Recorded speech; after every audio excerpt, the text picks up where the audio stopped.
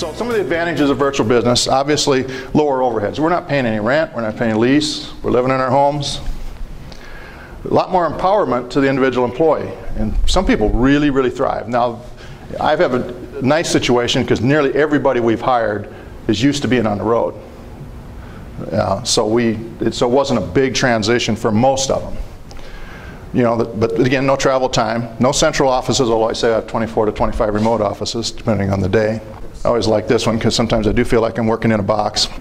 You're lucky you get to work from home. Not every house is has a good base for office. And one of the questions we ask our potential employees is, what do you have for, what's your home setup like? I've actually went over to guys' places, and you know, not everybody's set up really good. So you have to figure out how to get that private office experience. And you got family considerations, and getting to get your providers to understand your needs. I went through that a little bit. Okay, go ahead. So productivity of the employees, obviously it's hard to tell, although with the social media, I think it was about 4 or 5 years ago that some survey, I don't know how they get it, they said, look, bottom line is 2 hours of every 8-hour day are spent on social media at work.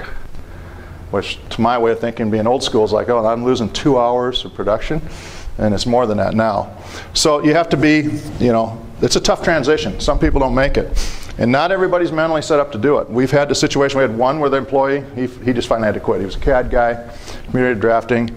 But part of the problem was his wife decided, I don't need to pay for the twins, his 2 little 4-year-old girls, to go to daycare. Use your home. And by the way, the baby we just had, you know, 2 months ago, I'm going back to work. You got her too. And I'm on the phone with this lady trying to explain that, but you know, he works for me during the day too. So he was doing his best, but he's working at 3 in the morning. And bottom line, he finally went, now he's working another job away from home. I had another one that the guy just literally needs supervision, and the tough part about it, I had to go to his house, stand in his entryway, even though we'd had multiple meetings, so it wasn't like it was a super surprise.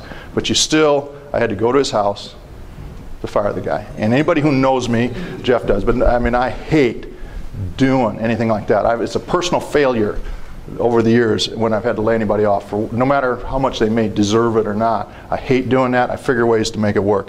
But you know, get the equipment back. Not a pleasant experience for the employer or the employee, obviously. But at least you lose that home ground of coming to your office or having HR do it. We don't have an HR department. So you don't have the central office for meetings. Face-to-face discussions are lost. So I mean, you got to be careful, and you got to really listen when you're on phone calls. And of course, emails can always be, and text can be misinterpreted. I used to have a boss. He always had everything in red and about that big a font. We kept saying, "Why are you yelling at us, Keith? What are you talking about?" Well, he never did get it. But social interaction, of course, is key to human beings. That's what we're about. So again, not everybody's ready to do it, and it's a struggle, and it's a full-time retirement. And you have the isolation issues. I mean, I'm on the road probably 35 weeks a year, and I'm doing shows, whatever, and then talking to people, and then as well as but I work from home and I could work at my office, so I kind of had my choice, and whether I went in or not. And I always had an open door policy. My employees always could come in whenever. But now when I'm working at home full time, there's days where it's like, man, I gotta get the hell out of here. But you know, it's something that you have to be aware of. It's all handleable. You can go again. At one point I said, just, you know, get up, get into a routine, shave, take a shower. I mean, I don't care if you wear sweats or not, but come on. Assume maybe I'm going to show up at your door to pick up something or drop something off. And then take a break. I mean, we got cell phones. Go and take a walk around the block. You know, take a 5-minute walk, take a break like you would other time. Just get out of the house once in a while. Because we've actually had the issue of too much guys not shutting down.